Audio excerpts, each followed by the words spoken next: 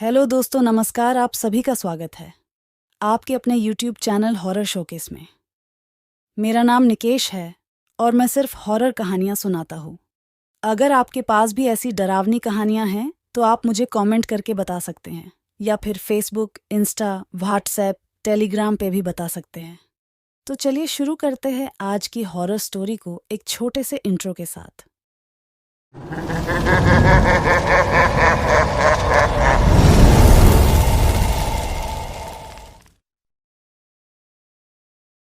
अंजलि शहर की चकाचौंध छोड़कर अपने नाना नानी के पास एक छोटे से गांव सोनपुर में रहने आई थी। गांव शांत था, लेकिन रातों को अजीब सा सन्नाटा छा जाता था। एक शाम नाश्ते की मेज पर अंजलि ने अपनी दादी से पूछा, दादी, रात में गांव में इतना सन्नाटा क्यों रहता है? दादी ने एक गहरी सांस ली और कहा, बच्चे, ये सन्नाटा उस काली परछाई के कारण है। अंजलि उत्सुक हो गई। काली परछाई, वो क्या होती है? दादी की आंखों में एक डर सा आ गया। उन्होंने बताया, सालों पहले गांव में एक अकाल पड़ा था। गांव के मुखिया लाल सिंह ने अपने खेतों में पानी मोड़ लिया, जिससे दूसरों के खेत सूख गए। गुस्से में ग्रामीणों ने लाल सिंह को मार डाला। उस रात से गांव में एक काली परछाई मंडराती है। कहते हैं वो लाल सिंह की आत्मा है। जो कोई भी रात को अकेला निकलता है, वो काली परछाई उसे पकड़ लेती है। और दादी की आवाज थरा गई। गांव में उसे फिर कभी नहीं देखा जाता। अंजलि को ये कहानी बचकानी लगी। वो शहर की रहने वाली थी, भूतों प्रेतों में उसका यकीन नहीं था। एक रात बिजली चली गई। अचानक अंजलि को खिड़की के बाहर से कुछ सरकने की आवाज सुनाई दी।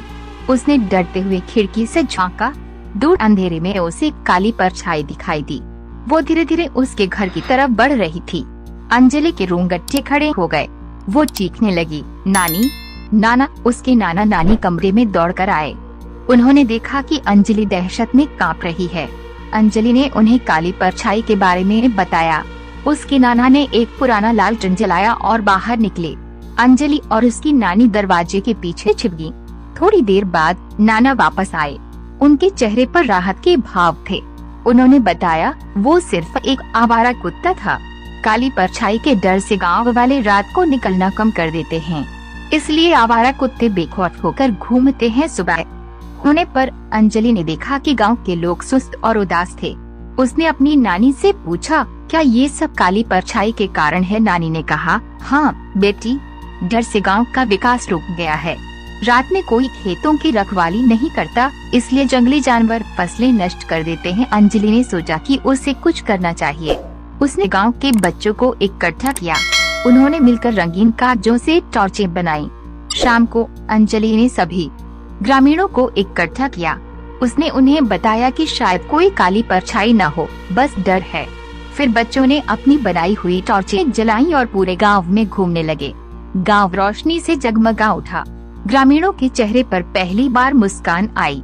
उस रात के बाद काली परछाई का कभी पता नहीं चला।